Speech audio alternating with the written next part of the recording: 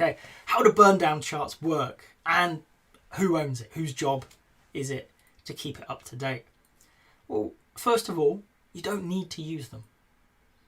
Okay, so if you sat there thinking, oh, should I be doing this? Is it a thing? No, you don't have to. But it's probably worth understanding what it is and why we used it.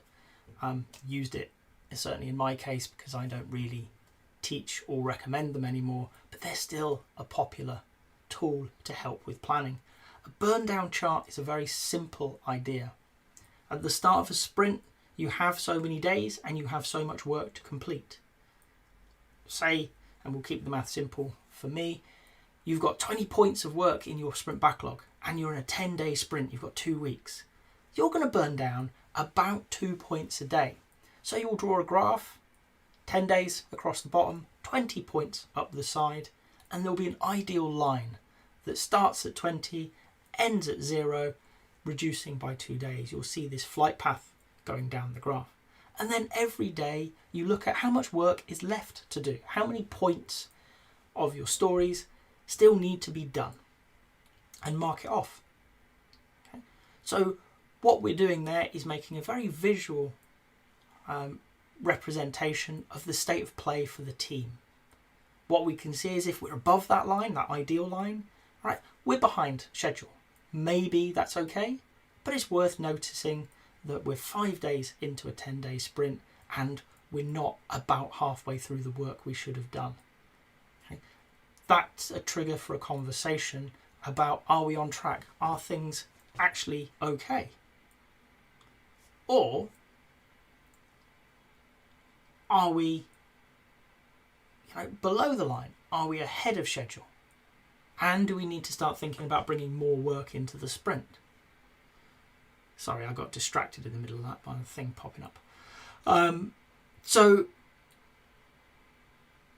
this is what we're using this chart for, is a way to record as a Scrum team, are we ahead of schedule, are we behind schedule, or are we, rarely the case, but are we on schedule?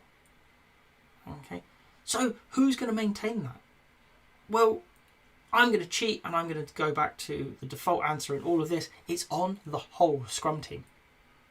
Many people will look at the Scrum Master and say, well, obviously it's them. But why? How is that helping the team create an environment where they can succeed?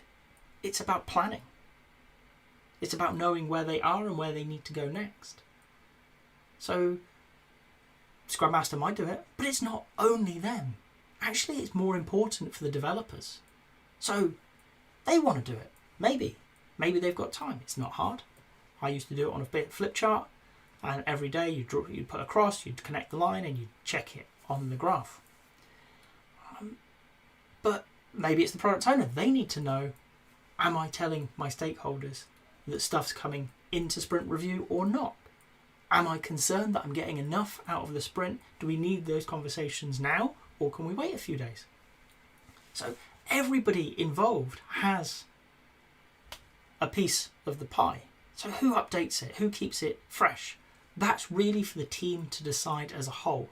What I would say is, don't immediately assume that the Scrum Master is going to do it. Actually, they're the least interested in that information.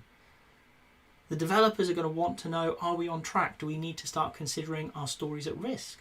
Are we going to need to pull work in before the end of the sprint?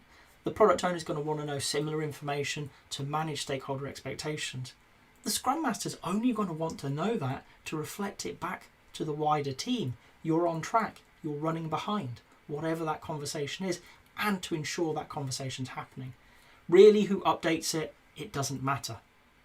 Okay? As long as, if you're using it, you are updating it. And I would recommend, just before your daily Scrum, make sure it's up to date, so that as a team you can look at it and you can say, are we on track? Are we going to deliver our sprint goal, or do we need to have a conversation as part of the daily Scrum to plan properly for the next day?